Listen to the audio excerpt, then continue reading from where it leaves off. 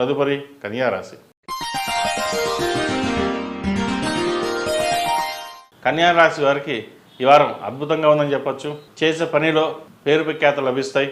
మీకంటూ స్థానాన్ని సంపాదించుకోగలుగుతారు. నలుగురిలో కాకుండా మీకంటూ ఒక గుర్తింపు రావడం కోసం ఎంతో శ్రమిస్తారు. అలాగే ఉంటుంది కూడా. ఎందుకంటే అందరూ ఒక ఎత్తు అయితే మీరు ఒక ఎత్తు. ఆలోచన శక్తి అనేది ఎక్కువగా ఉంటుంది. అందరికంటే మనకేం తక్కువ, మనం కూడా బాగానే ఉన్నాం, వాళ్ళతో పాటు మనం ఒక అడుగు ముందు ఉండాలి అని అనుకుంటారు. కాబట్టి ఏ పని చేసినా ఆలోచించి చేయండి. ఎందుకంటే కొన్ని విషయాలలో తొందరపాటు నిర్ణయాలు కూడా ఇబ్బంది పెడతాయి. ఆరోగ్యపరంగా బాగుంటుంది. ముఖ్యంగా ఇమ్యూనిటీ పవర్ తగ్గుతుంది. డి డెఫిషియన్సీ తక్కువగా ఉంటుంది. కాబట్టి జాగ్రత్తలు తీసుకోవాలి. ఉద్యోగపరంగా ఈ వారం బాగుంటుంది. వ్యాపారపరంగా కూడా బాగుందని చెప్పచ్చు. ఈ రాశిలో జన్మించిన స్త్రీలకు వృత్తి ఉద్యోగాలలో మంచి మార్పులు చోటు చేసుకుంటాయి.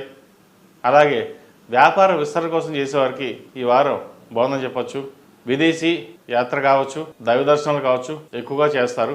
ఈ వారం విదేశాలకు వెళ్ళాలనుకునే వారికి మంచి శుభవార్త వింటారు.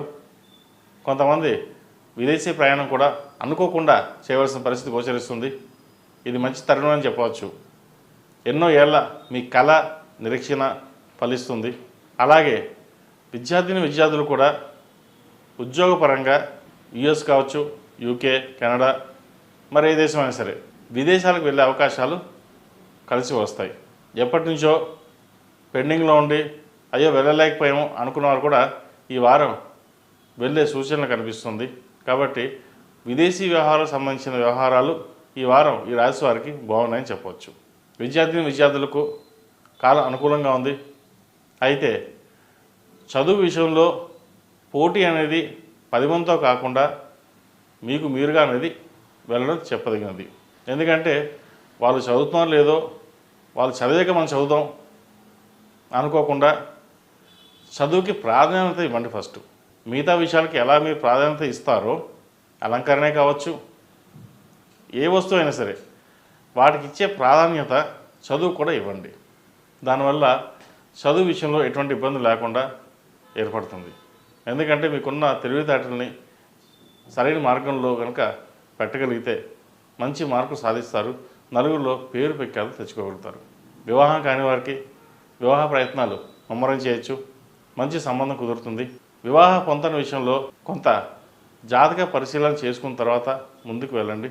ఎందుకంటే వివాహం అయ్యాక ఇబ్బందుల్ని చూస్తున్నాము.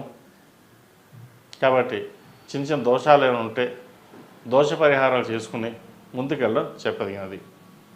ఈ రాశివారు ప్రతిరోజు ప్రతినిత్యం ఓం నమో నారాయణ ఒత్తులతో దీపారాధన చేయండి. అలాగే శుక్రవారం, మంగళవారం నాడు లక్ష్మీ తామర ఒత్తులతో దీపారాధన చేయండి. అమ్మవారి అనుగ్రహం పాత్రులు కాగలరు. ఈ రాశిలో జన్మించిన వారికి కలిసి వచ్చే సంఖ్య 4, కలిసి వచ్చే దిక్కు తూర్పు, కలిసి వచ్చే రంగు గ్రీన్. తదుపరి తులారాశి.